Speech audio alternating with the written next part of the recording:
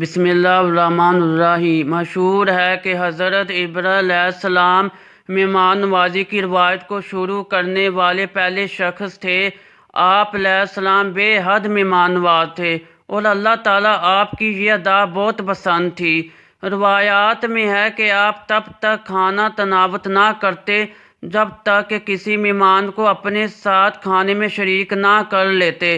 چنانچہ ایک مرتبہ ایسا ہوا کہ آپ کسی انسان کو تلاش کرنے کے لیے گھر سے نکلے تاکہ اسے مہمان بنا سکے۔ آپ علیہ السلام نے بہت تلاش کیا مگر کوئی بھی مہمان بننے کو تیار نہ ہوا۔ تھک ہار کے واپس پلٹے تو دیکھا کہ ایک اجنبی گھر میں کھڑا ہے۔ آپ نے پوچھا کہ تم کون ہو؟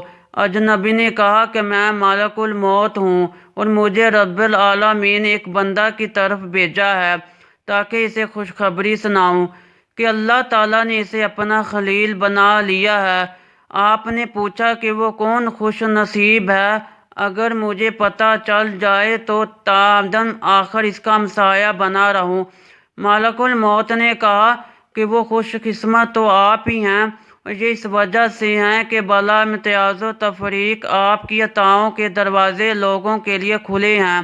اللہ تعالیٰ کو آپ کی یہ ادا بہت پسند تھی کہ آپ اس کی مخلوق پر بے حد رحم دل تھے۔ آپ علیہ السلام کا شمار 5 اولو العزم انبیاء میں ہوتا ہے۔ اللہ پاک نے قرآن پاک میں 35 مقامات پر حضرت ابراہیم علیہ السلام کا ذکر خیر فرمایا۔ آپ علیہ السلام نے 33 برس کی عمر میں حضرت سارہ سلام اللہ علیہا سے نکاح کیا۔ حران مصر کی طرف ہجرت کرنے کے بعد فلسطین اور ایلیا کے درمیانی علاقے صبا میں سکونت اختیار کر لی۔ وہاں آپ علیہ السلام نے کنواں کھودا اور مسجد بنائی۔ لوگوں کے بے جا ستانے اور اذیتیں پہنچانے کی وجہ سے آپ علیہ السلام نے وہاں سے بھی ہجرت فرمائی اور رملہ اور ایلیا کے درمیانی علاقے میں سکونت اختیار کی۔ وہاں بھی آپ علیہ السلام نے کنواں کھودا۔ کتبہ تواریخ میں آپ کے بے شمار فضائل بیان ہوئے ہیں۔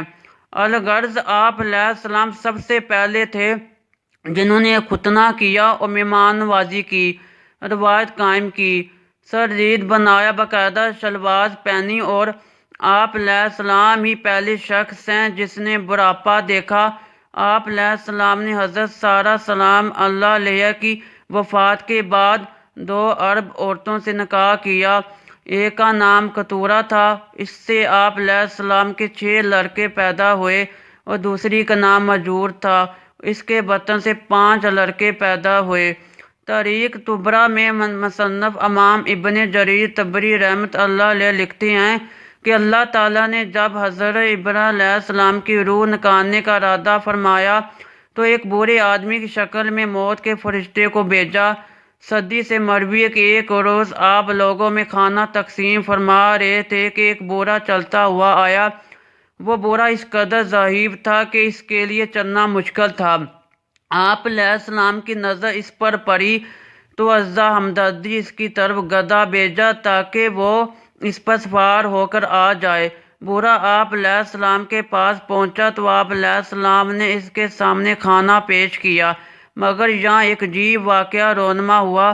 وہ بوڑھا آدمی جب منہ میں لقمہ ڈالنے کے لیے ہاتھ اٹھاتا تو بعض ضعیف ہاتھ چوک جاتا اور لقمہ منہ کی بجائے کبھی ناک پر لگتا کبھی کان پر، حتیٰ کہ اگر وہ بے مشکل ایک لقمہ منہ میں ڈالنے میں کامیاب ہو جاتا تو وہ شرمگاہ کے راستے باہر نکل آتا۔ اس بوڑھے کی بے بسی پر حضرت ابراہیم علیہ السلام کو بے حد ترس آیا۔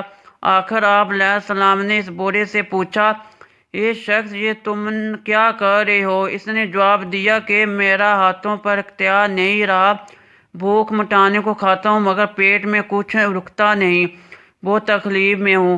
آپ علیہ السلام نے پھر پوچھا کہ تمہاری عمر کیا ہے؟ اس نے عمر بتائی تو آپ علیہ السلام نے فرمایا کہ تم مجھ سے صرف 2 سال بڑے ہو۔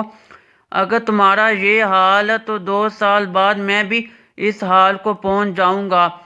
آپ علیہ السلام نے اسی وقت دعا فرمائی، اے اللہ، اس حالت کے آنے سے پہلے مجھے موت دے دے۔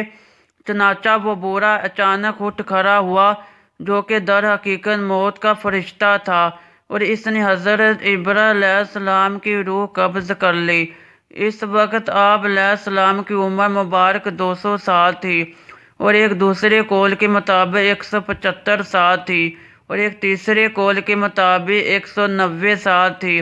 مذکور ہے کہ حضرت داؤد علیہ السلام حضرت سلیمان علیہ السلام کی طرح حضرت ابراہیم علیہ السلام کو بھی موت اچانک آئی تھی۔ آپ علیہ السلام کو حبرون حیشی بستی میں اس جگہ دفن کیا گیا جہاں حضرت سارہ سلام اللہ علیہ دفن تھی۔ آپ علیہ السلام نے دفن کے لیے زمین کو اپنے ہاتھوں سے 400 درہم میں خریدا تھا اور آپ علیہ السلام کے کفن و دفن کا انتظام حضرت اسحاق علیہ السلام نے کیا تھا۔